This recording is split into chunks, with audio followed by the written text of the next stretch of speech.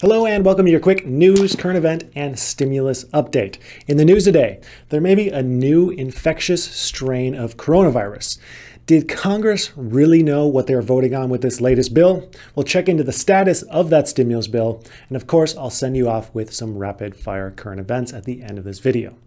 So Congress approved quite a heavy bill on Monday, coming in at 5,593 pages long. Seriously, I've been combing through it. This thing's insane. To put that in perspective, the number of pages in the entire Harry Potter series, all 8 books, is 4,224 pages. This bill is 24% longer than all of Harry Potter.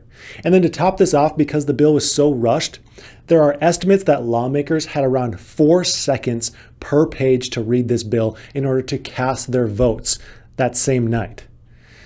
That's crazy. There's no way anyone would be able to read or even understand what is all included in that bill. I mean, on page 5,099, they talk about who is going to be the next Dalai Lama.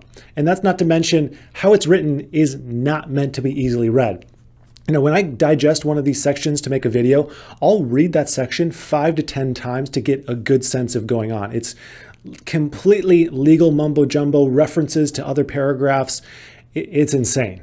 There's a lot in this bill, ranging from tax breaks for businesses, for business meals known as 3 martini deductions, to another tax break for certain racehorses. It's all over the place. And these tax breaks are, of course, the issue that President Trump cited in his video and tweet last night, criticizing the stimulus bill for all of the foreign money that's going out, a lot of the local money that is being spent on things like museums, and the lack of funding that is going to the people. He called the $600 stimulus check a complete disgrace and is calling for $2,000 stimulus checks to the people.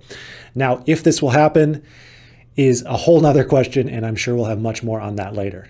At least there is some significant stimulus relief in there in way of unemployment boost, $600 stimulus checks, and a lot for small businesses. I'm going to have a lot of videos having to do with the small business relief here because there's a ton. That's the most exciting part if you're a small business owner or if you're self-employed. Now since we have some of the relief en route, our neighbors over across the pond in the UK have discovered a new strain of the coronavirus. A WHO director said the new strain of the virus is reported to be more infectious, but there's no evidence that it's more deadly than this current strain we're dealing with. This, of course, raises some concerns with the latest vaccines, though.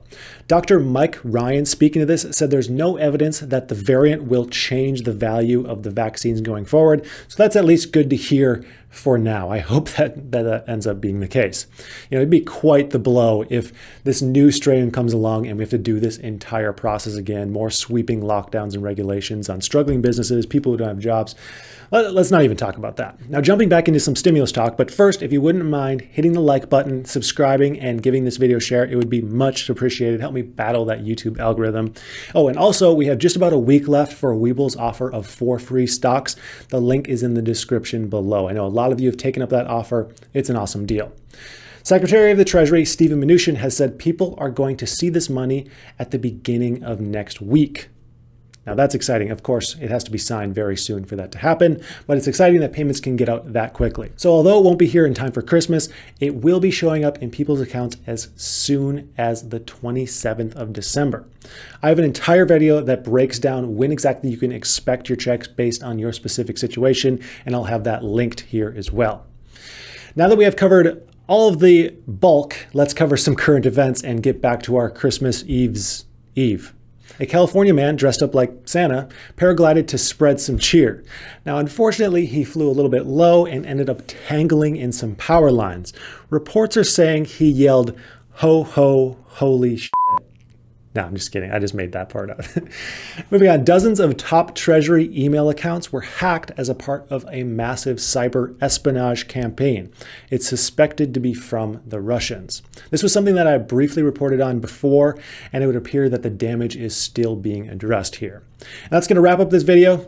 Before I go, I want to let you know about my course on Teachable. If you're interested in starting a moving company, go and check that out. I've been really happy with the feedback and response so far from all of you. I appreciate it so much. And anyways, I'd like to thank you for watching, and I hope you have a profitable day.